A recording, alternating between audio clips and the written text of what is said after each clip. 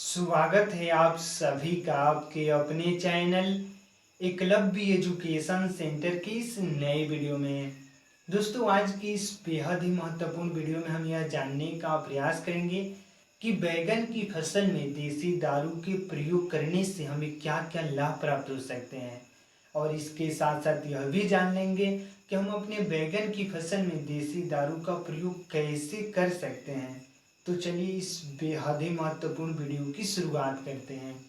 जैसा कि आप जानते ही हैं कि बैगन एक ऐसी फसल है जिसकी खेती करके निश्चित तौर पर हम ज़्यादा से ज़्यादा लाभ प्राप्त करने में सफल हो सकते हैं। लेकिन हमें यह भी ध्यान में रखना होगा कि बैगन की फसल में सबसे ज़्यादा कीटाणु लगने की संभावनाएं रहती है, और जिससे जो हमारा बैगन का फसल है उससे हमें नुकसान भी हो सकता है। तो इस तरह से मौजूदा दौर की काफ़ी संख्या में किसान अपने बैगन की फसल में देसी दारू का प्रयोग करके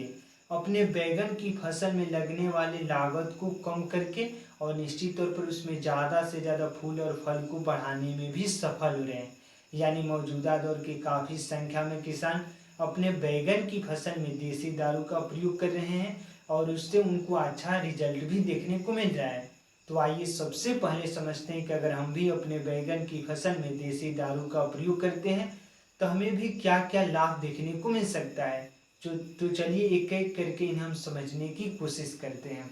तो जैसा कि आप जानते ही हैं कि देसी दारू में सामान्य तौर पर एल्कोहल की मात्राएं ज़्यादातर होती हैं, यानी इथेनॉल और मेथनॉल की मात्राएं ज़्यादातर होती है, और वह एक कीटनाशक दवा के रूप में भी कार्य करता है। यानी जैसे हम इसकी प्रयोग करने की सही रणनीति पर बातें करते हैं बैगन की फसल में,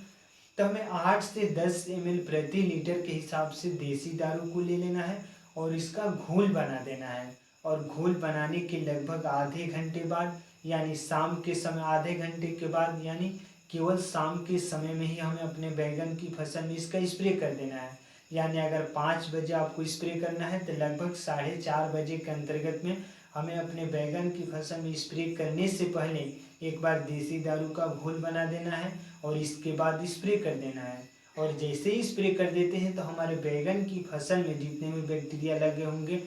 कीट लगे होंगे, वो पूरी तरीकों से साफ हो जाएंगे, और जिससे जो हमारा बैगन का फसल है उसमें तेजी से ग्रोथ भी देखने को मिल सकता है। यानी अगर बैगन की पत्तियां पूरी तरीकों से स्वस्थ एवं सुरक्षित रहती है तो निश्चित तौर पर जितने भी सूर्य के प्रकाश पड़ेंगे उस पर, उनको पूरी तरीकों से फोटोसिंथेसिस की प्रक्रियाओं के माध्यम से अच्छे तरीकों से भोजन में तब्दील करने में सफल हो पाएगी। और इसके साथ साथ बैगन में न्यूट्रिएंट को एब्जॉर्ब करने की क्षमताएं भी बढ़ जाती है। और यही वजह है कि मौजूदा दौर की काफ़ी